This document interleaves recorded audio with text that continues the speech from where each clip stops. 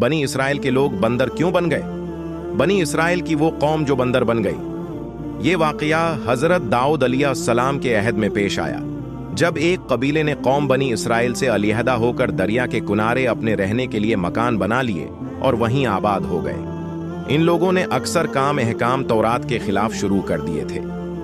उनमें एक ये भी था कि वो हफ्ते के दिन मछली का शिकार न किया करें और न ही दुनिया की कोई खरीद व फरोख्त करेंगान। लोगों ने कोई परवाह न की और अपनी मन मर्जी से काम लेने लगे।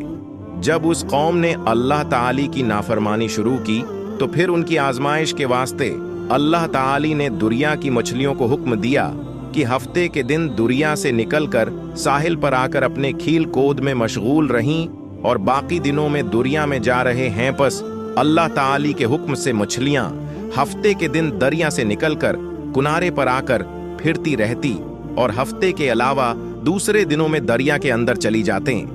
आखिर यहूदियों ने उनको देखकर लालच से एक चाल चली कि उन्होंने दरिया के किनारे पर नहर खोदकर वहां अपने जाल डाल दिए, क्योंकि हफ्ते के दिन मछली दरिया से आकर खेल कूद के बाद दोबारा दरिया में वापस चली जाती थी। आखिर वो सब हफ्ते के दिन नहर में जाल डालकर रखते और सुबह उठकर इतवार वाले दिन मछली को अपनी जरूरत और आरजू के मुताबिक पकड़ कर खा लेते। अपनी बड़ी दानिशमंदी से काम लेकर अल्लाह को चमका देना चाह रहे थे, लेकिन अल्लाह तो उनकी तदबीरों से खूब आगाह था कि वो जैसा कर रहे थे। वो अपने लिए अजाब इलाही को दावत दे रहे थे। इन लोगों में 3 फरके बंछे गए। एक तो उनमें वो लोग थे जो शिकार करते थे, दूसरे लोग वो थे जो बाज आ गए थे और दूसरों को नाफरमानी से बराबर मना करते रहे थे, और तीसरे वो थे जो मना करने से थक गए थे और मना करना छोड़ दिया था। तो अल्लाह के अजाब का दिन आ पहुंचा। एक दिन सुबह को उठे तो दूसरों की आवाज नहसनी, तो दीवार पर चढ़कर देखा कि हर घर में बंदर ही बंदर नजर आ रहे हैं, और उनकी कैफियत ये थी कि वो आदमी को पहचान कर अपने कराबत वालों के पांव पर अपना सर रखते और पांव चाटने लगते।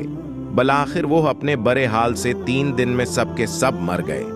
तो मुसलमानों नाफरमानी के सबब अल्लाह ताली के हुक्म से बनी इसराइल के चेहरों को मस्ख किया गया, यानी उनकी शक्लें बंदरों जैसी हो गई, और हम लोग चूंकि खातमुन नबीन की अम्मत में से हैं, इसलिए जमाने में गनाहों के बावजूद हुजूर सल्लल्लाहु अलैहि वसल्लम की वजह से हमारे चेहरे मस्ख नहीं किए जा रहे। लेकिन याद रहे कि क़यामत के दिन इस नाफरमानी की सजा ज़िलत मस्ख से कम ना होगी।